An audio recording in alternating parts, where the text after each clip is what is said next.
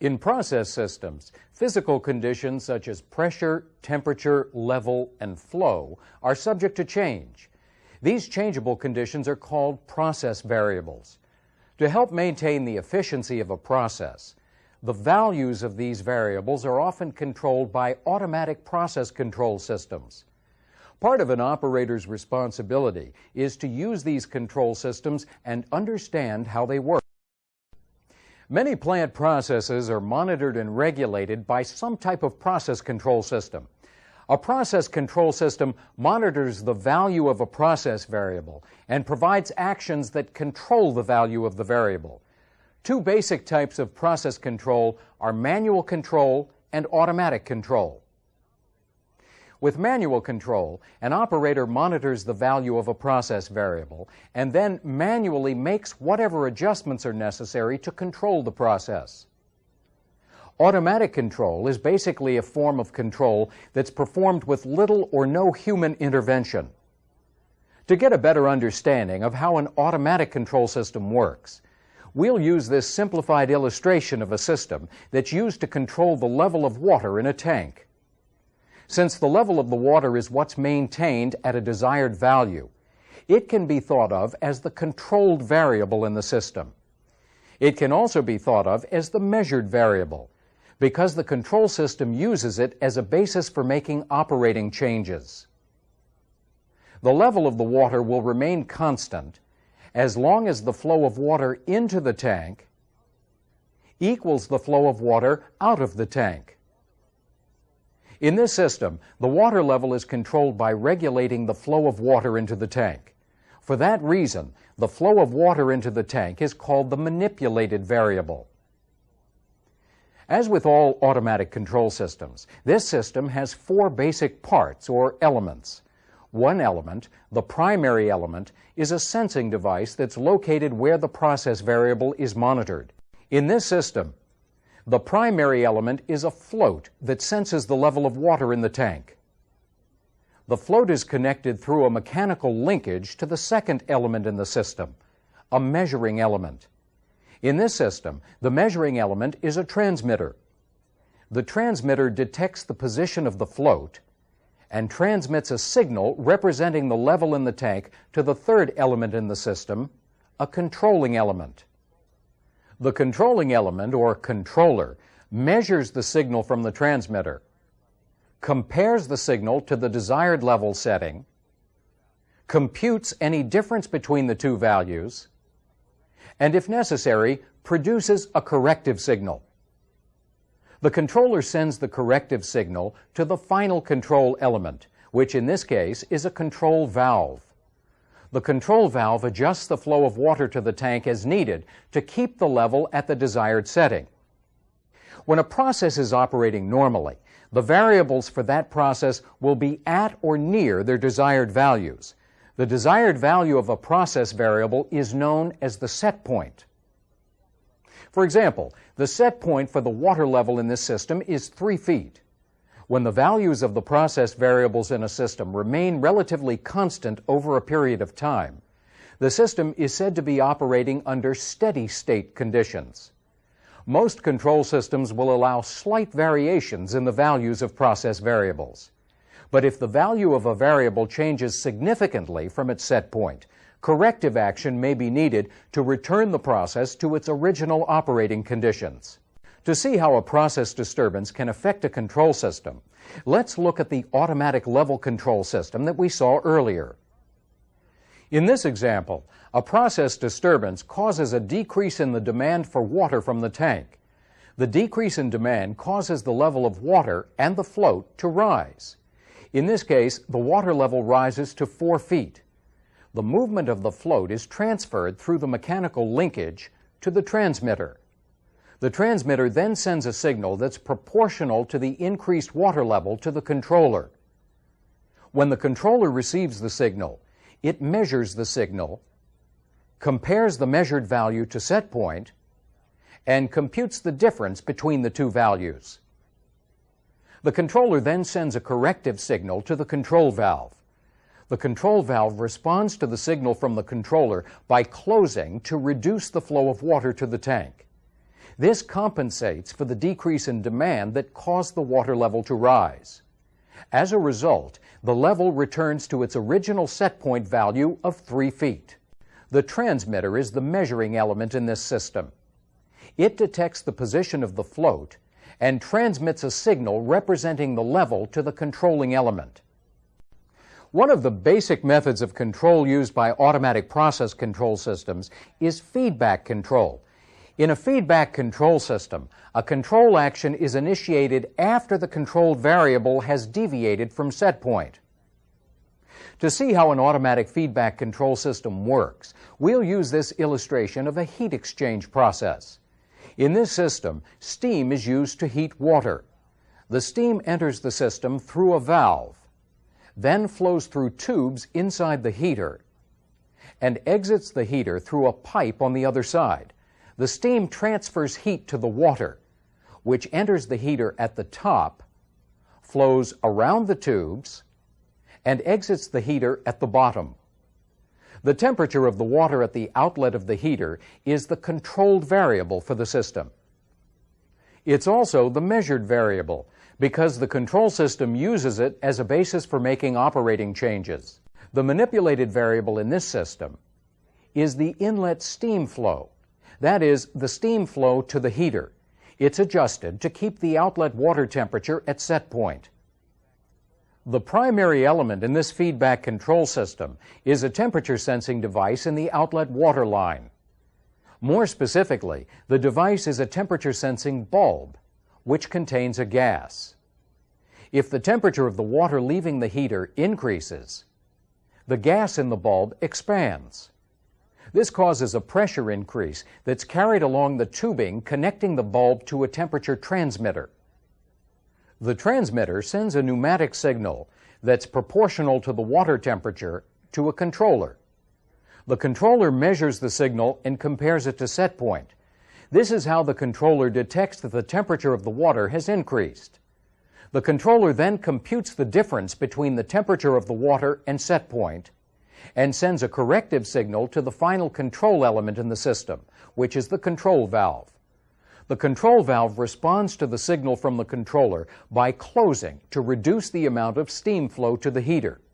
As a result, less heat transfer takes place in the heater, and the outlet water temperature returns to set point. A feed-forward control system attempts to correct for a process disturbance before the controlled variable in the process deviates from set point. To get a better understanding of how a feed-forward control system works, let's look at an illustration of a heat exchange process that's controlled by a feed-forward system. In this system, steam flows through tubes inside a heater and heats water that flows around the tubes. The controlled variable in the system is the water temperature at the outlet of the heater. The inlet water temperature is used to determine whether a control action is needed to maintain the outlet water temperature. So it's the measured variable in the system.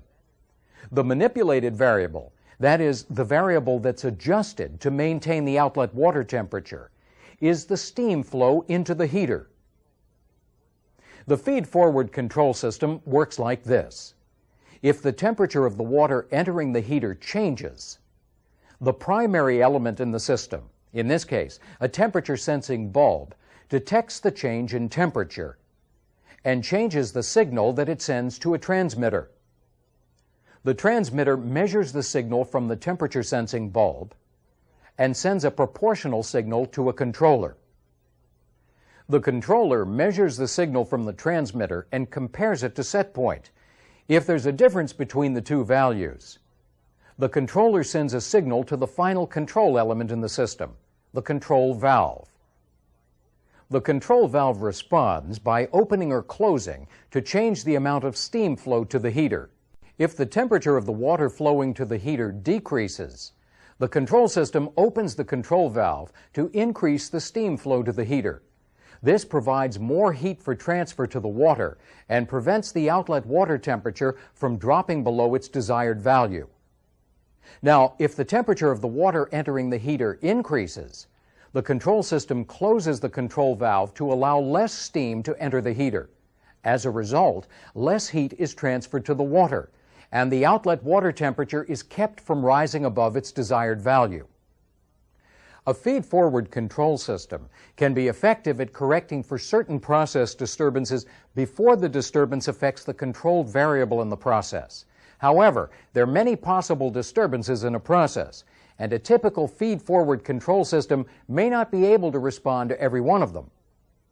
For example, the feed-forward control system that we just looked at responds only to changes in the temperature of the water entering the heater. Other disturbances, such as a change in the pressure or temperature of the steam entering the heater, can also affect the outlet water temperature, but those disturbances will go unnoticed by the feed-forward control system. To correct for those types of disturbances, a combination of feedback and feed-forward control could be used. With combined control, the feed-forward part of the system responds to changes in the inlet water temperature, while the feedback part responds to changes in the outlet water temperature caused by other disturbances. By combining the features of feedback and feed-forward control, greater control over disturbances upstream of the process and within the process can be attained. In this topic, we saw how the four elements of an automatic control system work together to control a process, and how a control system responds to a process disturbance. We also saw how feedback control, feed-forward control, and a combination of the two methods work to control a process. All processes have characteristics that can affect how a control system responds to operating changes. Two of the more important of these characteristics are resistance and capacitance. Resistance can be thought of as an opposition to flow. Capacitance can be thought of as the ability to store energy. While these terms are commonly used in describing electrical circuits, they can also be applied to process systems that contain fluids. For example, in this system, the resistance is caused primarily by a valve that opposes the flow of liquid from a container. The system's capacitance, or ability to store energy, is determined by the size of the container. These same characteristics can also be applied to gas or vapor systems. For example, in this system, the resistance is caused primarily by a valve that opposes the flow of gas from a pressurized cylinder. The capacitance depends on the storage capacity of the cylinder. Now, in a thermal process, that is, one involving heat, resistance and capacitance may be somewhat different. Here, a flame is used to heat a beaker of liquid. In this arrangement, the wall of the beaker represents the resistance, since it resists the transfer of heat from the flame to the liquid. The amount of heat or thermal energy that the liquid is able to store represents the capacitance of the system. Process characteristics such as resistance and capacitance can affect how a control system responds to process disturbances. We can get a better understanding of how these characteristics can affect a system by looking at an illustration of a simple heat exchange process. In this system, steam flows through tubes in a heater and heats water that flows around the tubes. At the moment, the temperature of the steam entering the heater is 400 degrees Fahrenheit, and the temperature of the water leaving the heater is 200 degrees Fahrenheit. Now, suppose a process disturbance causes the temperature of the steam to suddenly rise to 500 degrees. What do you suppose will happen to the temperature of the water? Even though the steam temperature increased suddenly, the water temperature will remain unchanged briefly, then increase slowly. It's easier to see how the water temperature changes by plotting the temperature changes on a graph. On the graph, the vertical axis represents temperature, and the horizontal axis represents time. When we plot the steam temperature, we see the sudden increase from 400 degrees to 500 degrees. This type of disturbance is commonly called a step input or a step change. When we plot the water temperature, we see that there's a delay between when the steam temperature increased and when the water temperature first started to rise. This delay is called dead time. It can be thought of as the amount of time required to transfer energy from one point to another.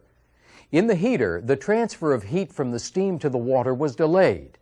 because of resistance to heat transfer through the tubes, and because of the water's capacitance, or the ability of the water to store heat. Another factor that can contribute to dead time is the distance that the heat has to travel to reach the temperature gauge. In this case, the greater the distance from the heater to the gauge, the greater the dead time. Looking back at the graph, we see that after the time delay, the water temperature gradually rose to a new value of 300 degrees. The total amount of time that passed from when the steam temperature changed until the water temperature reached its maximum amount of change is called lag time, or lag. Lag is caused by the combined effects of dead time and other process characteristics, such as resistance and capacitance. In this topic, we focused on certain characteristics of a process that can affect a control system's response to a process disturbance.